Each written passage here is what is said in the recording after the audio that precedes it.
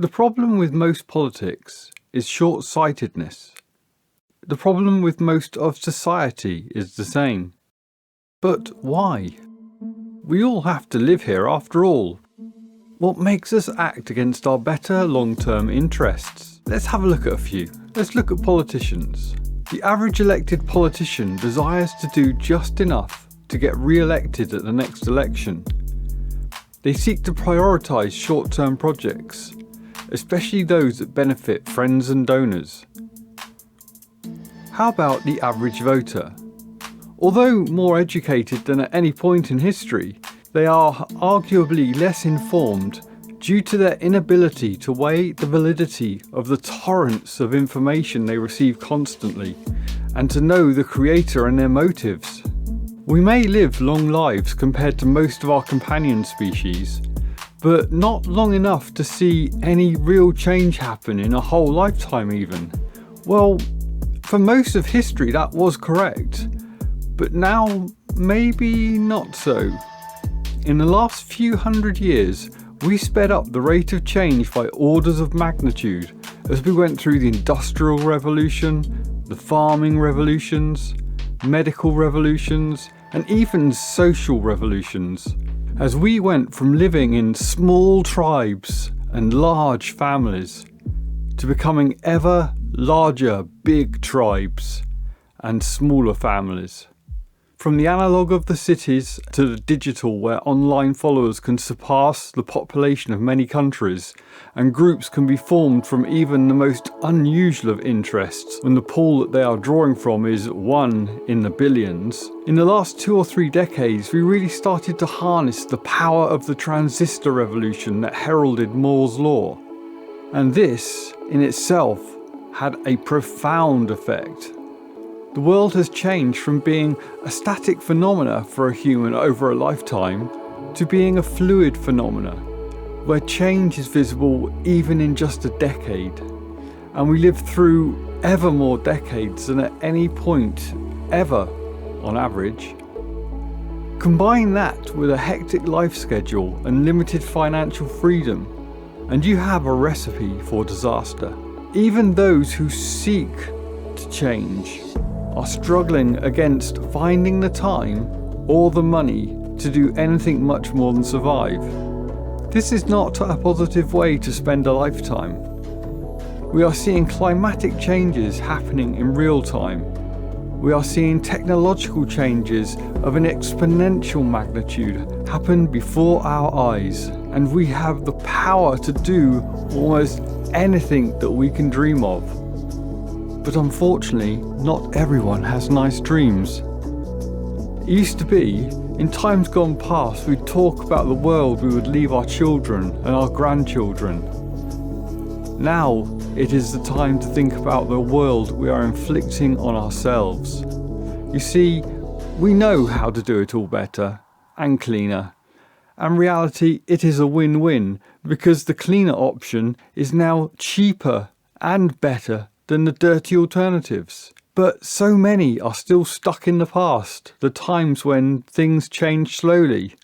And I'm sorry, we are now in the times of things changing very fast. And I do believe that all our problems are just awaiting scientific and engineering solutions, well within our current technological grasp. Look how much electric motors, batteries and autonomous AI driving software has come on in the last decade.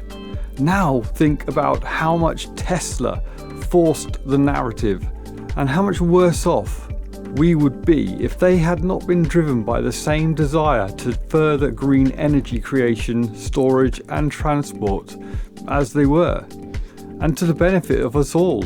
The more we clean up our game, the better it is. The cleaner is the air we breathe, the cleaner the water we drink, the cleaner our rivers and oceans to enjoy, the cleaner our coasts when we go for a visit. We just need to rebalance our inputs and outputs so we grow in a sustainable and more enjoyable and less polluting way. And we can. I think it is safe to say though, we have started to wake up to the climate change and pollution consequences that we can see on most weather maps and news items at last. The same with the blight of misinformation, such as targeted political manipulation, bots, and fake users on social media, made exponentially worse by the need to make a profit from advertising, because everybody wants a free service. There are many issues we need to start considering ahead of the changes soon to come. We have all seen how fast things can change once a critical mass hits. We just have to look back over the last century or so, and this all just serves to illustrate that new ideas spread faster globally now than they even did within the confines of just one country in times gone by.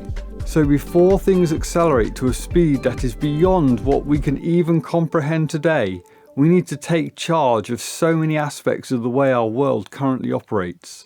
We need to continue and accelerate the improvements we have seen in the following areas: global healthcare, literacy, quality calorific intake, avoidable deaths, uptake of renewable energy systems, pollution control, habitat renewal, excessive carbon dioxide warming, weather extremes, ocean acidification, biodiversity loss, mass extinction, and so much more. But this is not about doom and gloom. We will be searching for the positive options. As a species, we problem solve. It is what we do best. These are all areas that we know more about today than we have done at any point in our past. So once we collectively start following politicians who understand what we need them to do, the sooner we can get this whole party started. All it needs is some joint political will and the spread of knowing what can be done and what needs to be done, and how we will all benefit in the long run. For we are not the fastest or the strongest. We do not have the sharpest teeth or claws, or the best eyesight. We cannot even see in the dark. But we overcame all these shortcomings. And more than that, we thrived. From the origins of hunting weapons to the birth of farming, from the Industrial Revolution to the many farming revolutions, to the creation of vaccines and antibiotics, and so much more. When the chips were down, we problem solved and took ourselves to an entirely new level. Our end has been forecast for centuries, but we have overcome time and time again. And we will again. So watch out for the videos where we will embrace the new technologies that will herald a new dawn and solve the problems that lie ahead. Thank you for watching, and I will see you all very soon with some more great content.